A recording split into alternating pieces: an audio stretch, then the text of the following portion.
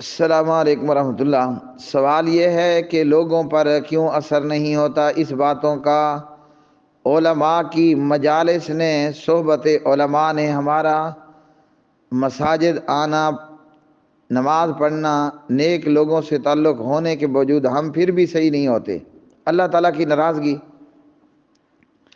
علماء تو اپنی طرف سے کوئی کسر نہیں چھوڑتے، تو دیکھنا چاہیے بندے کو کہ میرے اوپر کیوں اثر نہیں ہو رہا۔ کیا میرا دل گناہ کر کر کر کر کر کر کے کالا سیاہ تو نہیں ہو چکا؟ نمبر ایک، میرا پیٹ حرام کھا کھا کھا کھا کھا کر میرا ضمیر مردہ تو نہیں ہو چکا؟ ہاں جی، تو بندہ بیٹھ کر نا اکیلے میں سر نیچے جھکا کر اپنے گریبان میں جھانکے، اپنے دل، اپنے ضمیر، اپنی دماغ سے پوچھے آخر خرابی کیا ہے۔ ایسے لوگ بھی موجود ہیں، میں اللہ کا شکر ادا کرنے کے لیے بھی بتا رہا ہوں۔ اور اچھا، یہ ایک اور بات بھی بتا دوں، بعض روحیں نا وہ بد روحیں ہوتی ہیں۔ ایک تو ہے کہ ہماری باڈی ہے نا، یہ ناک ہے، یہ منہ ہے، یہ آنکھیں ہیں، یہ ہاتھ ہے، تو یہ تو ہو گیا ہمارا ظاہری وجود۔ ایک ہوتی ہے روح، اور روح پر بہت ڈیپینڈ کرتا ہے۔ اگر روح حقیقتاً خبیث ہو نا، تو خبیث روح کی مثال ہے کتے کی دم، مجال ہے کہ وہ سیدھی ہو جائے۔ ٹھیک ہے جی، اب اس کی مینوفیکچرنگ ہی ایسی ہے نا، روح ایسی ہے۔ روح ہی گندی ہو تو اس کو سو مرضی سناؤ، سو مرضی سناؤ، تو کبھی کتے کی دم بھی ٹھیک ہوتی ہے۔ تو اللہ تعالیٰ سے دعا بھی کرنی چاہیے، بندے کو کوشش بھی کرنی چاہیے، اور حق ہمیشہ انابت سے آتا ہے، اپنے آپ نہیں آتا، وہ کسی کا محتاج نہیں ہے۔ لوہا لوہے کو نہیں کھینچتا۔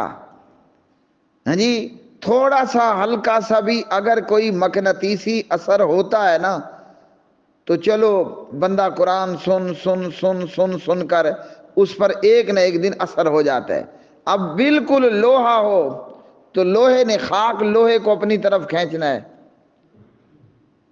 تو جب کوئی روح بنیادی طور پر، پیدائشی طور پر خبیث الفطرت روح ہوتی ہے نا، پھر اس پر کوئی اثر نہیں ہوتا، ورنہ اچھی روح ہو تو اثر ہوتا ہے۔ اب میں بیٹھا اپنی مسجد میں ہوں، اپنی بستی، اپنے شہر میں بیٹھا ہوں، ہاں جی، اور میں اللہ کے قرآن کو سمندروں، صحراؤں، میدانوں، پہاڑوں سے بھی دور دور اپنے منہ کے ذریعے پہنچا رہا ہوں، تو الحمدللہ مجھے رزلٹ نظر آتا ہے۔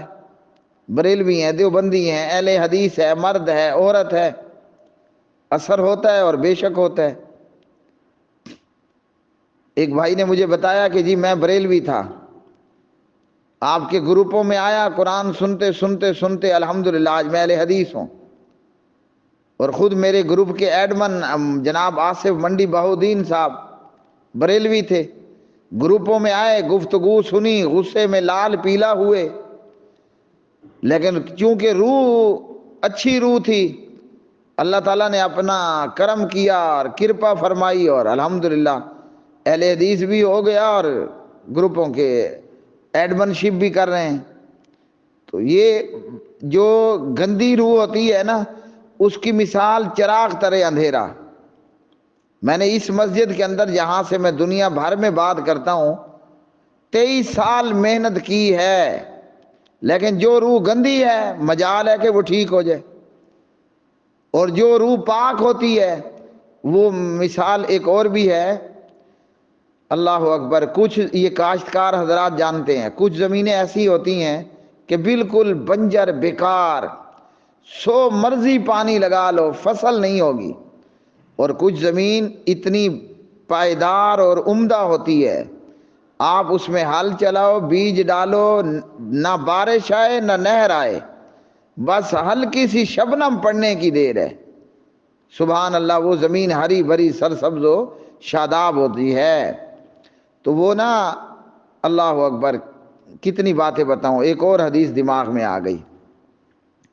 جب اللہ تعالیٰ نے آدم علیہ السلام کو پیدا فرمانا چاہا نا، یہ جو آپ کا سوال ہے نا، ہمارے اوپر کچھ لوگوں کے اوپر بات اثر کیوں نہیں کرتی؟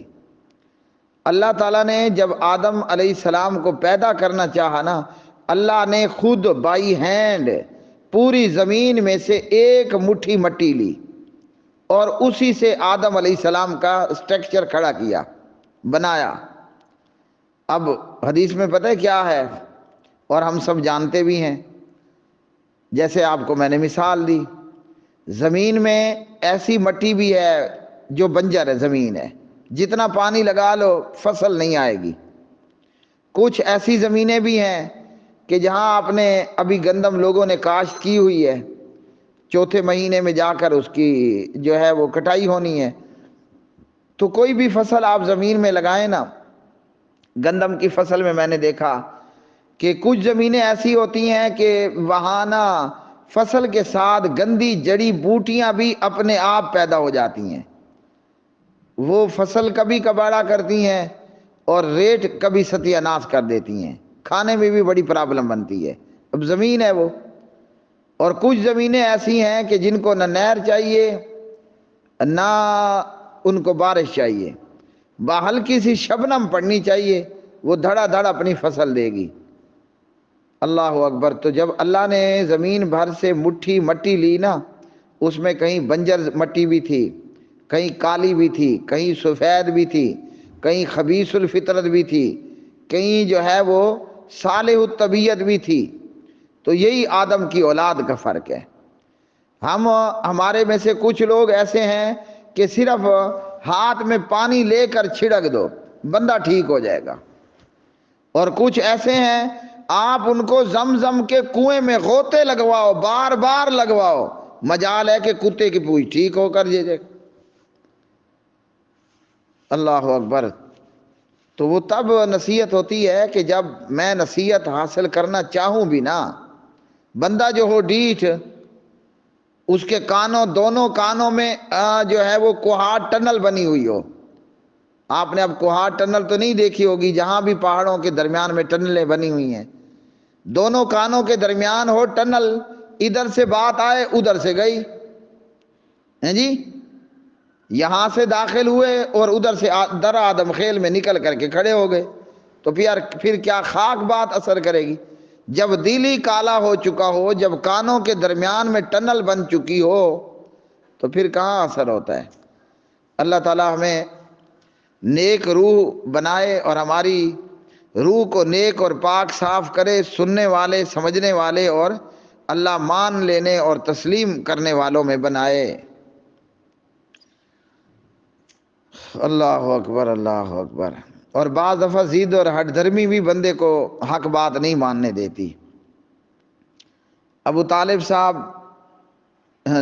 علماء کی مجلس کیا، امام الانبیاء کی مجلس میں رہے صلی اللہ علیہ وسلم، لیکن حق بات مان لی، بھئی ضد تھا، لوگ کیا کہیں گے کہ میں نے اپنے آباء و اجداد کے دین کو چھوڑ دیا۔ سب کچھ جانتے تھے ہیں جی، جتنا کچھ اسلام کے متعلق ابو بکر جانتے تھے نا، اللہ کی قسم ابو طالب ابو بکر سے بڑھ کر بھی محمد الرسول اللہ صلی اللہ علیہ وسلم کی صداقت کا اور اللہ کی توحید کو جاننے والا ہو چکا تھا، لیکن ضد ہے، نہیں مانا، لوگ کیا کہیں گے۔ تو اسی طرح کئی مصیبتیں ہوتی ہیں لوگوں کے سامنے، وہ سب کچھ سن لینے سمجھ لینے کے باوجود بھی نہیں مانتے، تو وہ جو نہیں مانتے ہیں نا، ان کا علاج پھر حکیم لقمان کے پاس بھی نہیں ہوتا، مولوی بیچاروں کے پاس کہاں سے آئے گا؟ السلام علیکم ورحمۃ اللہ۔ استاد محترم، اللہ آپ سے دین کا بڑا کام لے لے۔ آپ کے ان دونوں جوابوں نے ایمان تازہ کر دی۔ اللہ تعالیٰ آپ سے راضی ہو اور آپ کی محنتوں کو قبول فرما لے۔